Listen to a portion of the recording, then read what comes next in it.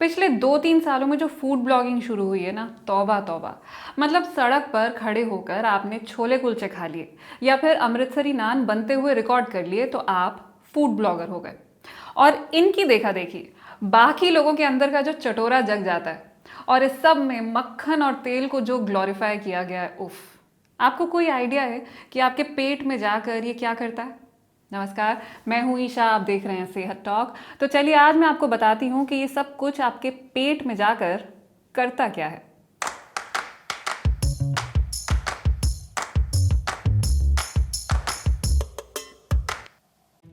खाना हमें ऐसा चाहिए जो सिर्फ खाने में ही मज़ेदार ना हो बल्कि देखने में भी अच्छा हो। फूड ब्लॉगर्स तो थाली सजाने की टेक्निक सिखा सिखा कर ही लाखों कमा रहे हैं। लेकिन एक बार खाना मुंह में चला जाए तो सारी डेकोरेशन गायब हो जाती है। हम खाने को चबाते हैं, टुकड़े टुकड़े होकर वो हमारे पेट में पहुंचता है, जहां चारों तरफ से उस पर एसिड की बौछार हो जाती है। खाने को पचाने के लिए बहुत स्ट्रॉन्ग एसिड की ज़रूरत पड़ती है। जब हमारा पेट खाली होता है तब हमारे गैस्ट्रिक जूसेस की पीएच वैल्यू 1 तक पहुंच जाती है। यानी ये नींबू के रस और विनेगर से भी ज़्यादा एसिडिक होता है और बैटरी फ्लूइड जितना खतरनाक। इसकी चपेट में जो आ जाए वो गल जाए। सिर्फ खाना ही नहीं, ये तो हड्डियां भी गलाने की ताकत रखता है। हालांकि इसे सिर्फ प्रोटीन और कार्बोहाइड्रेट्स ही गलाने हैं। बेसिकली गैस्ट्रिक लाइनिंग के अंदर मौजूद गैस्ट्रिक जूस एक दूसरे के साथ रिएक्ट करते हैं और बन जाता है खतरनाक हाइड्रोक्लोरिक एसिड।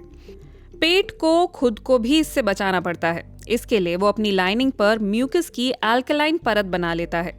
पेट के इर्द गिर्द मांसपेशियों की 3 परतें होती हैं। ये मांसपेशियां पेट में मौजूद खाने को मिलाने का काम करती हैं, जैसे मिक्सर या ब्लेंडर करता है। ये खाना फिर पहुंचता है छोटी आंत में। इसके शुरुआती हिस्से को कहते हैं डुओडेनम। यहाँ खाने को मिलते हैं कुछ खास तरह के हार्मोन्स और डाइजेस्टिव फ्लूइड्स जो पैंक्रियास से यहाँ पहुंचते हैं। ये सुनिश्चित करते हैं कि एसिडिटी न्यूट्रलाइज हो जाए। खाना खाने के बाद पचने में कुल 8 घंटे तक लग सकते हैं। जाहिर है ये इस बात पर डिपेंड करता है कि आपने खाया क्या है।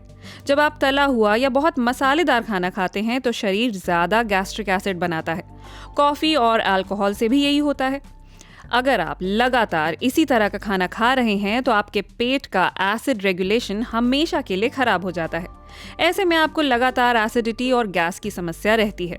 पेट में बनने वाले गैस्ट्रिक जूस फूड पाइप में घुस आते हैं। इसीलिए आपको खट्टे डकार आते हैं, सीने में जलन होती है। पेट का काम वैसे तो सिर्फ खाने को पचाने का है, लेकिन ये सीधे हमारे दिमाग से भी जुड़ा हुआ है। वेगस नर्व के जरिए ये हमेशा दिमाग से संपर्क में रहता है। जब पेट खाली होता है तो वो दिमाग को संदेश भेजता है कि भाई खाना लाओ, और दिमाग आपसे कहता है कि भूख लगी है। इसी तरह दिमाग में जो चल रहा होता है उसका असर पेट पर भी पड़ता है। इसीलिए प्यार होता है तो पेट में गुदगुदी होती है, डर लगता है तो पेट में दर्द होता है और स्ट्रेस में पेट खराब हो जाता है। तो पेट को हल्के में मत लीजिए बल्कि हल्का खाइए। आप अपने पेट का ध्यान रखेंगे तो पेट आपका ध्यान रखेगा।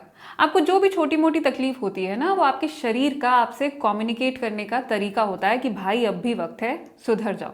तो एसिडिटी को अगर आप सीरियसली लेंगे, तेल और मसालों से भरपूर खाने को छोड़कर अगर आप फल, सब्जी, सलाद वगैरह खाएंगे तो बढ़िया है। अगर बॉडी को चैलेंज करेंगे कि खाना तो हमें यही खाना है, ऊपर से हम चूरन ले लेंगे, तो आपका शरीर भी वहां नहीं रुकेगा। वो आपको दूसरी दिक्कतें देने लगेगा, जैसे कि कॉन्स्टिपेशन या फिर पाइल्स, जिसे हेमोरॉइड भी कहा जाता है।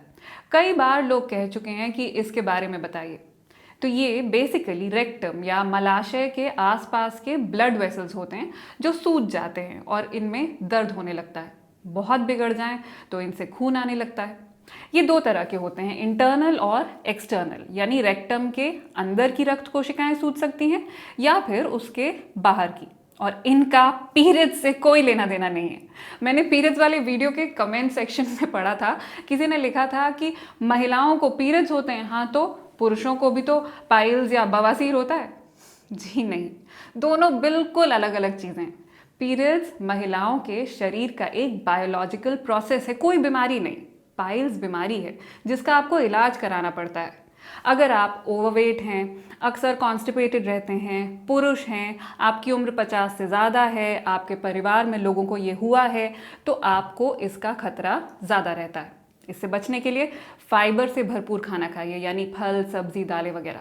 पानी अच्छे से पीजिए, मसालेदार खाने से बचिए, चाय कॉफ़ी को लिमिट में रखिए और टॉयलेट में बहुत ज़्यादा वक्त मत बिताइए। तो आज के लिए बस इतना ही। आज आपने कुछ नया सीखा हो तो वीडियो को शेयर करना मत भूलिएगा। मैं आपसे मिलूंगी अगले हफ्ते। नमस्कार।